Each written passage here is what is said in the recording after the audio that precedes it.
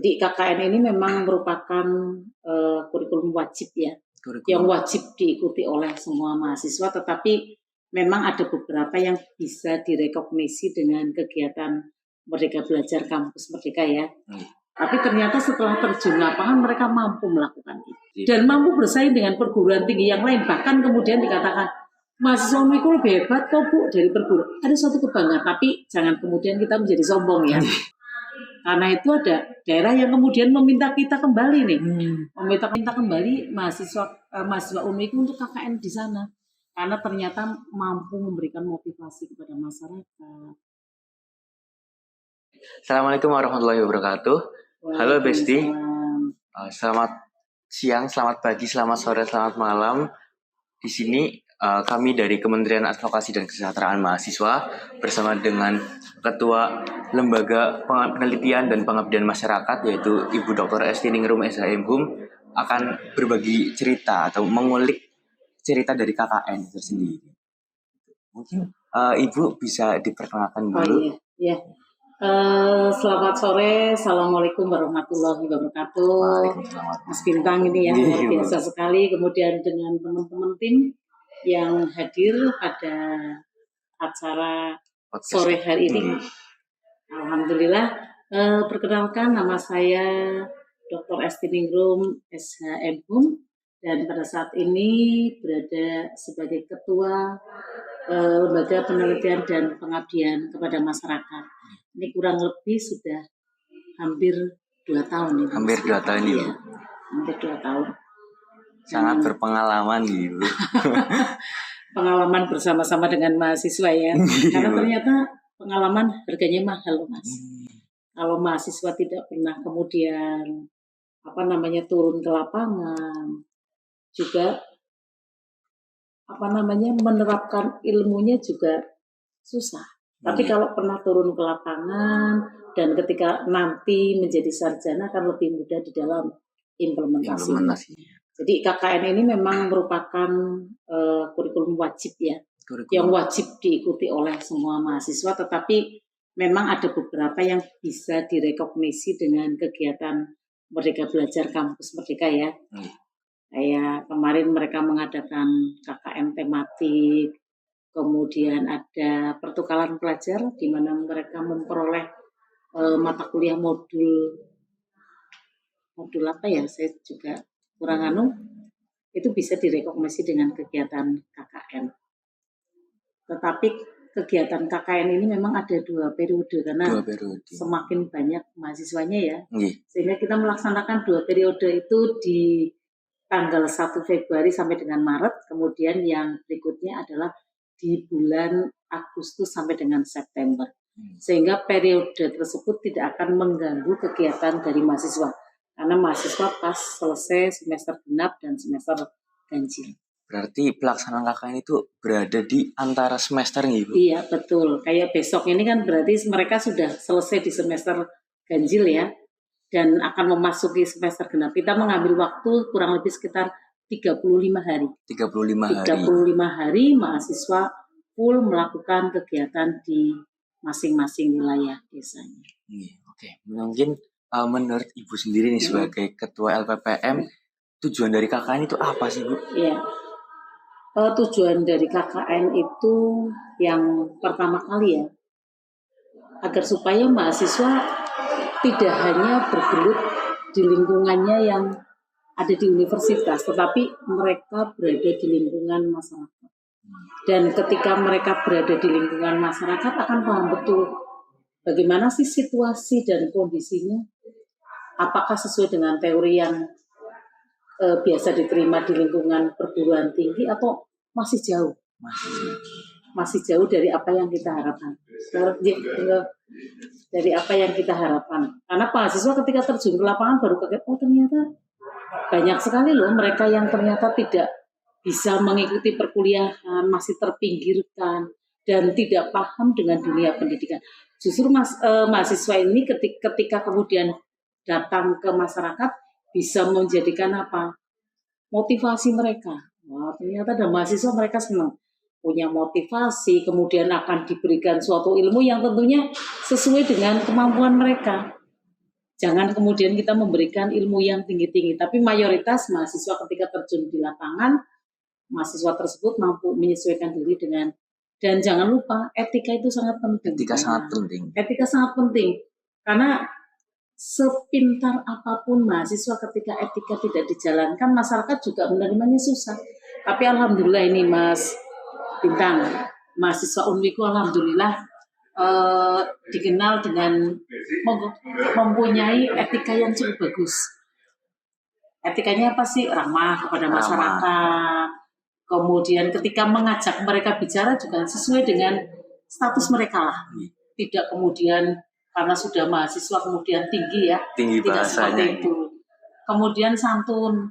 Ketika ketemu dengan masyarakat ya tersenyum, kemudian menyapa. Ini penting banget Mas Bintang. Sehingga masyarakat mengatakan, oh ibu mahasiswanya bagus loh. Sehingga dalam KKN ada salah satu materi yang bicara tentang etika.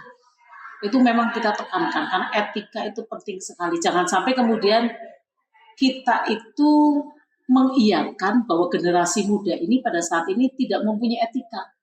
Ternyata kita punya etika semuanya. Diajari etika juga mereka paham.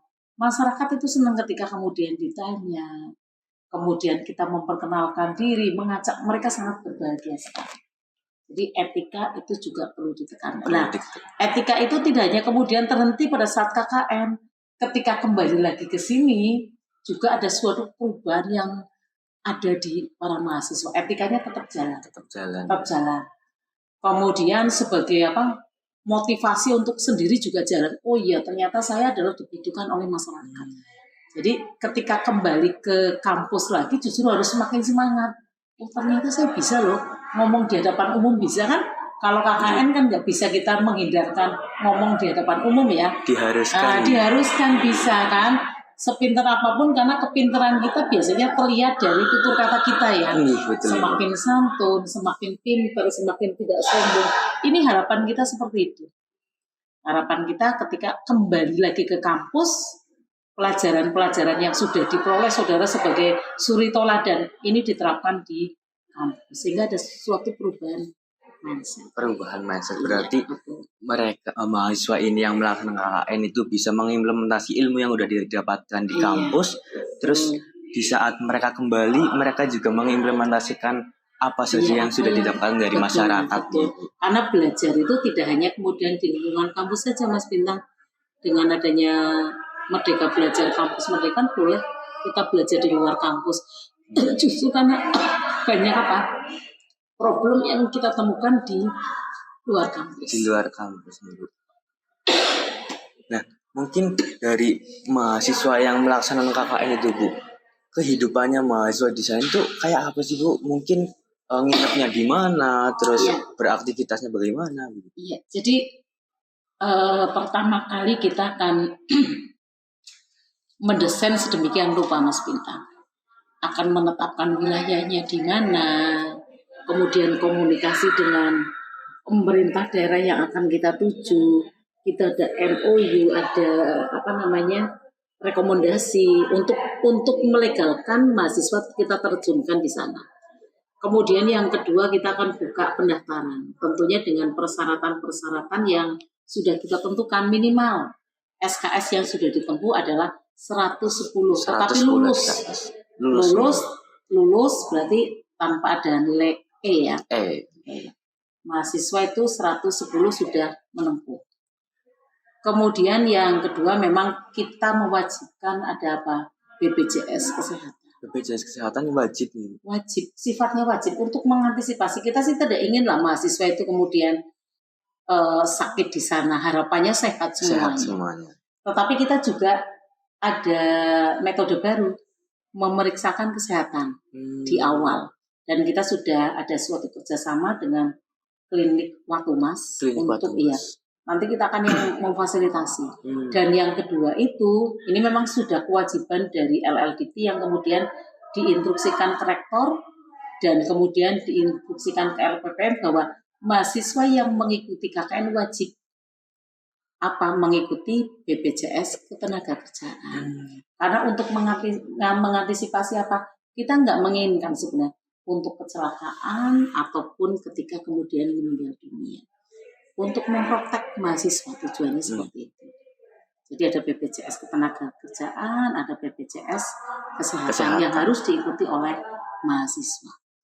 Yang pasti mahasiswa juga dalam kondisi sehat ya. Sehat. Dengan cara mereka memeriksakan diri di poliklinik Watu Mas untuk mengantisipasi itu. Dan ketika mereka terjun ke sana, kita sudah mengadakan pembekalan. Artinya apa? Mereka tahu situasi kondisi di tempat yang akan mereka tuju. Kita akan mengundang Bapeda biasanya yang tahu betul situasi kondisi, bagaimana kemudian potensinya yang ada.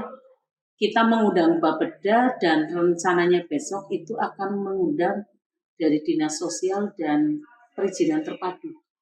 Karena yang akan kita tuju adalah rata-rata desa yang mempunyai angka kemiskinan cukup ekstrim. Dan ini untuk periode 1 Februari juga kita menanyakan kenapa Bu ada di desa tersebut. Karena desa tersebut memang butuh disentuh oleh mahasiswa.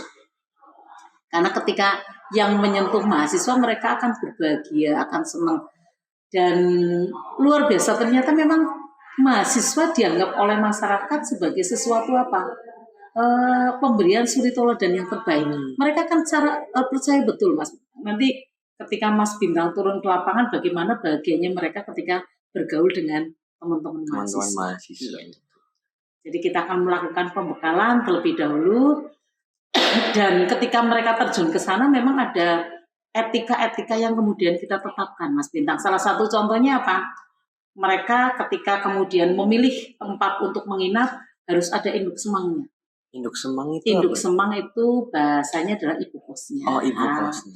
Tidak boleh kemudian memilih di rumah yang sekiranya tidak ada induk semangnya, kemudian peserta laki-laki kemudian gabung jadi satu.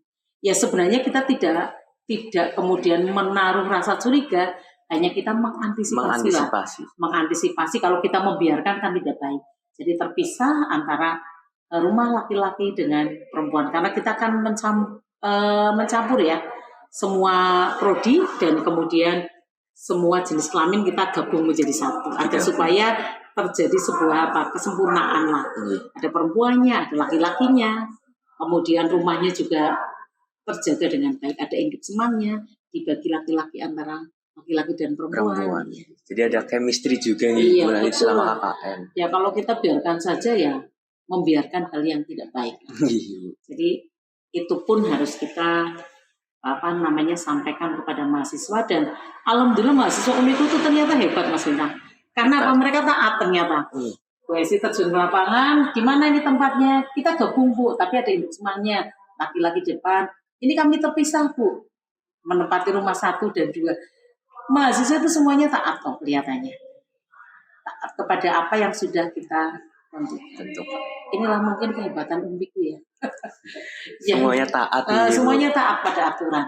Ya adalah 1-2 yang tidak taat, tetapi masih bisa kita sentuh dan kemudian akhirnya aturan tersebut pun kemudian dijalankan. Ibu, terkait untuk persyaratannya nih, mungkin kan di beberapa bulan sebelum pendaftaran KKN itu ada sosialisasi atau pemberitahuan terkait syarat-syaratnya. Itu apakah diteruskan lewat grup ketua kelas atau lewat apa gitu Bu? Ya, kita biasanya menetapkan persyaratan, kemudian kita konsultasikan ke pimpinan ya mengenai persyaratan-persyaratan itu, dan setelah di-ACC disepakati, kita akan informasikan kemana?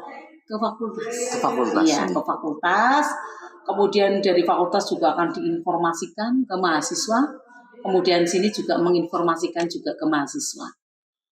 Dan kemudian ketika sudah kita informasikan, silakan mahasiswa untuk mendaftar via online. Setelah mendaftar via online dengan persyaratan-persyaratan yang kemudian sudah kita tetapkan, akhirnya kemudian mahasiswa mendaftar dan kita tutup waktu tertentu untuk pendaftaran. Baik, berarti dari tadi penjelasan dari Bu Esi itu nanti informasi terkait persyaratan, terkait pendaftaran akan disampaikan dari pihak rektorat, diteruskan ke pihak fakultas. Terus kemudian dari pihak fakultas kan akan mau verifikasi, misalnya mahasiswa tersebut sudah memperoleh berapa SKS. Dan nanti dari hasil verifikasi itu akan disampaikan ke RKKM dan kita akan melakukan penetapan peserta KKN. Penetapan peserta KKN. Gitu. Nah, terus mungkin tadi juga sudah bercerita terkait masyarakat menyambut baik, mahasiswa juga mendapatkan insight yang banyak juga. Nah, mungkin ada hal-hal apa itu yang lain yang mahasiswa atau yang masyarakat rasakan atas adanya mahasiswa yang ber-KKN, mahasiswa yang beradaptasi di lingkungan masyarakat tersebut. Itu apa sih?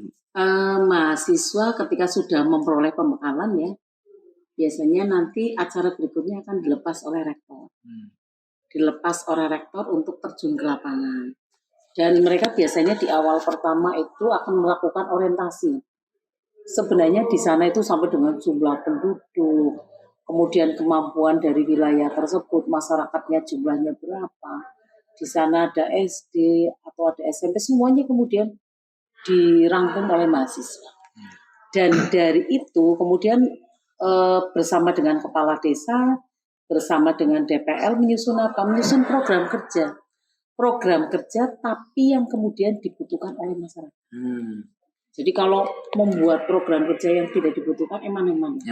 Harus bisa memberikan kontribusi kepada masyarakat. Dan biasanya di minggu pertama akan diadakan evaluasi untuk apa? Untuk mendengarkan program kerja yang akan mereka lakukan apa sih. Misalnya di daerah tersebut, karena kita temanya adalah masih kemiskinan ekstrim ya, bagaimana kemudian mengurangi kemiskinan ekstrim di suatu daerah, mereka kemudian akan mempunyai suatu program, misalnya contohnya apa sih, mengurangi angka stunting. Kenapa kemudian stunting dibicarakan? Karena ini berkaitan dengan anak, dan anak ini nantinya akan dewasa. Dan anak ini nantinya akan meneruskan generasi yang telah tidak ada mungkin. Sehingga harus kemudian kita pelihara dengan baik, kita jaga dengan baik. Nah, nanti indikatornya bagaimana? Ketika masuk ternyata ada anak stunting 9 atau 8, ketika selesai kira-kira bisa berkurang apa enggak? Mereka mahasiswa cukup pintar kok. Daripada dosennya barangkali malah pada pintar-pintar mereka ya, luar biasa sekali. Jadi mereka pamer ketika kemudian kita evaluasi tentang apa yang diprogramkan dengan pelaksanaannya sih. Oh, mereka pamer, gue sih saya itu membuat yang namanya program tambahan makanan untuk anak. Mereka bikin sendiri, bikin puding itu untuk anak-anak mendampingi. Kemudian ada susu, ada telur asin yang diberikan kepada anak, dan mereka menjaga betul dalam setiap harinya, menanyakan sudah makan belum dan lain sebagainya. Ini luar biasa yang barangkali nggak bisa dilakukan oleh dosennya ya. Dosennya barangkali nggak bisa melakukan, tapi ternyata teman-teman KKN bisa melakukan itu. Terus contohnya lagi kemarin ada suatu wilayah yang sekiranya ketika dilihat kadar airnya itu nggak memenuhi persyaratan. Nah, kemudian mahasiswa membuat penyaringan dari Fakultas Teknik itu, penyaringan agar supaya kadar itu bisa kemudian dikurangi. Ini sebenarnya kalau bisa kita teruskan ini sangat luar biasa sekali. Jadi mahasiswa membuat program setelah melakukan orientasi sesuai dengan kebutuhan masyarakat. Bisa jadi kepala desanya mengatakan, ini loh ada anak-anak yang misalnya putus sekolah, tolong diajarin baca. Terus anak-anak untuk diajar pramuka, mahasiswa akhirnya saya lihat mampu menunjukkan bakatnya masing-masing. Padahal mereka nggak belajar kan, tapi ternyata setelah terjun lapangan mereka mampu melakukan itu. Menjadikan mahasiswa itu seorang yang inovatif gitu. Jadi inovatif seperti apa visi kita. Itu tercapai, mahasiswanya mandiri, inovatif, kompetitif, dan mampu bersaing dengan perguruan tinggi yang lain. Bahkan kemudian dikatakan, mahasiswa UNIKU lebih hebat kok Bu dari perguruan. Ada suatu kebanggaan, tapi jangan kemudian kita menjadi sombong ya. Tapi paling tidak ada suatu catatan untuk mahasiswa kita seperti itu. Karena itu ada daerah yang kemudian meminta kita kembali nih, meminta kembali mahasiswa UNIKU untuk KKN di sana. Karena ternyata mampu memberikan motivasi kepada masyarakat, mampu kemudian membantu kesulitan-kesulitan yang ada di dalam masyarakat, karena masyarakat ternyata butuh motivator loh. Ketika mahasiswa yang datang itu masyarakat betapa senangnya daripada kemudian mereka menghadapi mungkin pemerintah yang sudah biasa mereka temui. Mungkin juga mereka senang ketemu dengan mahasiswa daripada dengan dosennya. Kelihatannya seperti itu ya. Menjadi penyegaran juga. Penyegaran, seneng kan, bahasa-bahasanya mampu kemudian diterima oleh masyarakat. Nah, untuk pelaksanaan KKN-nya Ibu, kan selama 35 hari nih, selama sebulan lebih itu mungkin apa sih kendala yang dirasakan dari mahasiswa ataupun dari DPL sendiri, Bu? Iya. Sebenarnya kendala yang susah itu banget sebenarnya tidak ada. Ketika mahasiswa mampu berorientasi dengan baik. Orientasi kemana saja sih? Ya ke masyarakat, ke data-datanya, kepada pimpinan di daerah tersebut. Jadi jangan sampai kemudian ada miskomunikasi. Itu yang harus kita jalin terlebih dahulu. Kalau kesulitan yang kedua sebenarnya tidak ada kendala. Kalau makanan sih mahasiswa mampu kok menyesuaikan dengan situasi dan kondisi ya. Kayaknya tidak ada suatu halangan lah. Tidak ada kendala yang berarti. Tidak ada kendala yang berarti. Hanya ini yang kemudian menjadikan kendala bagi kami sendiri. Ini mohon maaf ya kepada mahasiswa, bahwasanya apa? Ketika terjun ke masyarakat kan kita menjadi suri toladan bagi mereka ya. Jadi adat budaya yang misalnya mohon maaf menggunakan celana yang bolong-bolong, rambut itu dicat, ya nggak apa-apa sih, itu ekspresi dari mahasiswa. Tetapi kalau dicatnya itu kemudian rapi dan lain sebagainya, celananya tidak bolong-bolong, ini yang kemudian menjadi kritikan kami loh. Karena kami mengkritik berkali-kali, kelihatannya bukan merupakan hal yang kemudian diperhatikan oleh mahasiswa. Masih menggunakan celana bolong-bolong, oke lah, keren gitu ya. Kemudian rambutnya masih berwarna-warni gitu. Ya mohon kepada mahasiswa peserta KKN untuk mengurangi, karena saudara di sana menjadi contoh masyarakat. Menjadi contoh. Iya, menjadi contoh masyarakat. Itu yang mungkin masih menjadi kendala bagi kami. Berarti dari kesimpulannya itu nggak ada kendala yang berarti nih Ibu. Yeah. Jadi KKN bisa terus dijalani, terus berlangsung tanpa adanya kendala yang dan memang kami berarti. Cukup tegas ketika misalnya ya KKN kan waktunya 35 hari. Tapi mereka bolak-balik pulang ke rumah. Mungkin ada perasaan kangen mungkin barangkali. Nah ini yang harus kemudian kita, kalau bolak-balik ya saya nggak bisa kemudian menerima. Kalau mau mundur silakan mundur. Jadi kami tegas bahwa yang namanya KKN memang harus tinggal di tempat di mana dia sudah mendapatkan suatu SK. Kecuali dalam kondisi-kondisi tertentu ya, karena pada saat KKN besok kan ada yang menjadi KPPS ya. KPPS ini betul. KPPS ini memang dari pimpinan mengizinkan karena KPPS termasuk salah satu bentuk pengabdian kepada negara.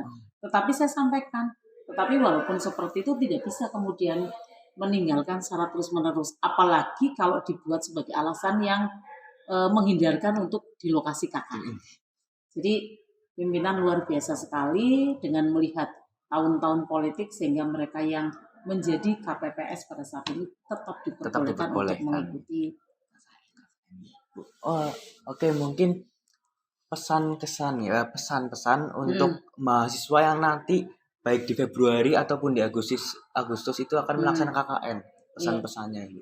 Pesan dari kami selaku perguruan tinggi ataupun penyelenggara pada KKN yang pertama kali adalah mengikuti proses dengan baik. Ini yang kemudian akan merupakan suatu catatan.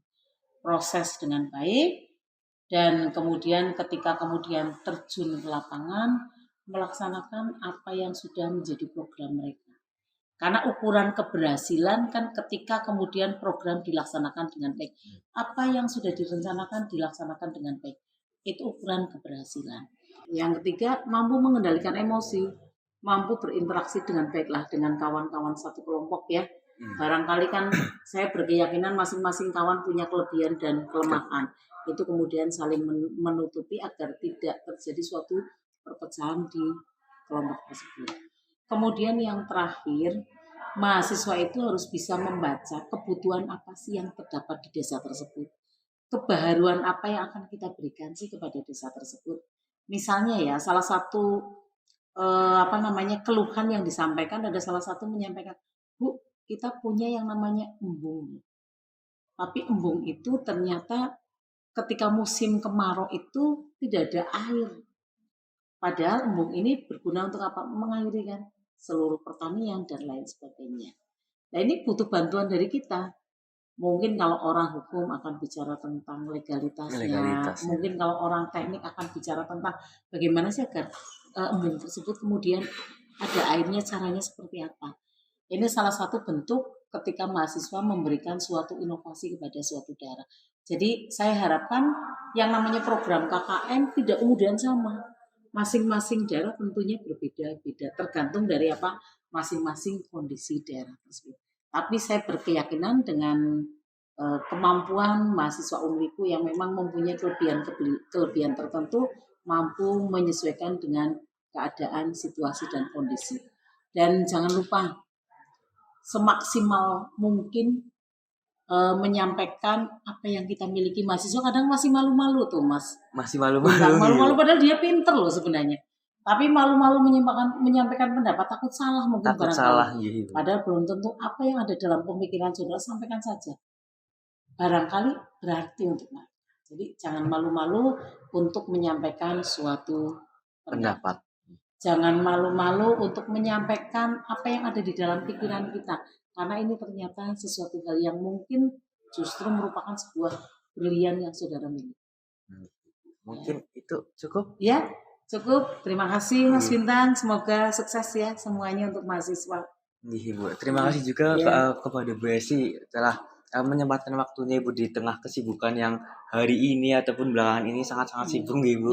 Terima kasih banyak. Mungkin tadi udah banyak banget pesan-pesan nih Besti. Jadi Besti yang akan nanti melaksanakan KKN dapat insight yang lebih nih, dapat gambaran teknis pendaftarannya bagaimana, terus nanti di KKN bagaimana, program kerjanya yang akan nanti disusun itu bagaimana, dan nanti terkait pendaftaran akan langsung kami follow up, dan mungkin nanti juga pastinya dari pihak birokrat itu akan menyampaikan kepada fakultas dan kepada mahasiswa, kepada besti-besti semuanya.